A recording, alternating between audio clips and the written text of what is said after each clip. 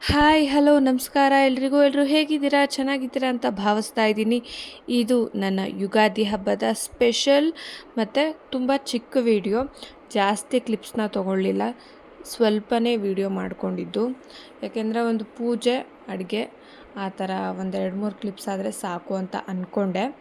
ತುಂಬ ಏನು ಗ್ರ್ಯಾಂಡಾಗಿ ಏನು ಸೆಲೆಬ್ರೇಟ್ ಮಾಡಿಲ್ಲ, ಸಿಂಪಲಾಗಿ ಸೆಲೆಬ್ರೇಟ್ ಮಾಡಿದ್ದು. ಅದಕ್ಕೋಸ್ಕರ ಬೆಲ್ಲ, ಬೇವು, ಹಾಗೆಯೇ ಪೂಜೆ, ಅಡುಗೆ ಎಲ್ಲನೂ ಚೆನ್ನಾಗಾಯಿತು. ಸಿಂಪಲ್ಲಾಗಿ ತೃಪ್ತಿಯಾಗಾಯಿತು. ಊಟ ಎಲ್ಲ, ಅಡುಗೆ ಎಲ್ಲ ಸಖತ್ತಾಗಿತ್ತು. ಪೂಜೆನೂ ಬೇಗನೆ ಮುಗೀತು, ಚೆನ್ನಾಗಿತ್ತು ದಿನ. ಹಾಗೆಯೇ ತುಳಸಿ ಪೂಜೆನೂ ಸಹ ಆಯಿತು, ಮಾಮೂಲಿ ಪೂಜೆ, ದೇವ್ರ ಪೂಜೆ ಆಗುವಾಗ.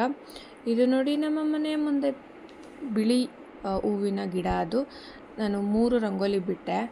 ಸ್ವಲ್ಪ ಗೇಟ್ ಮುಂದೆ ಜಾಗ ಜಾಸ್ತಿ ಇತ್ತಲ್ಲ, ಅದಕ್ಕೋಸ್ಕರ.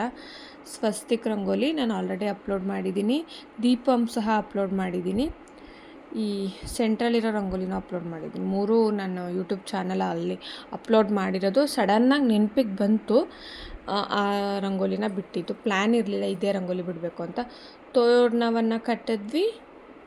ಸಿಂಪಲ್ ನೋಡಿ, ನಿಮಗೆ ಕಾಣಿಸ್ತಾ ಇದೆ ತುಂಬ ಸಿಂಪಲ್ ಹಬ್ಬ ಅಂತ.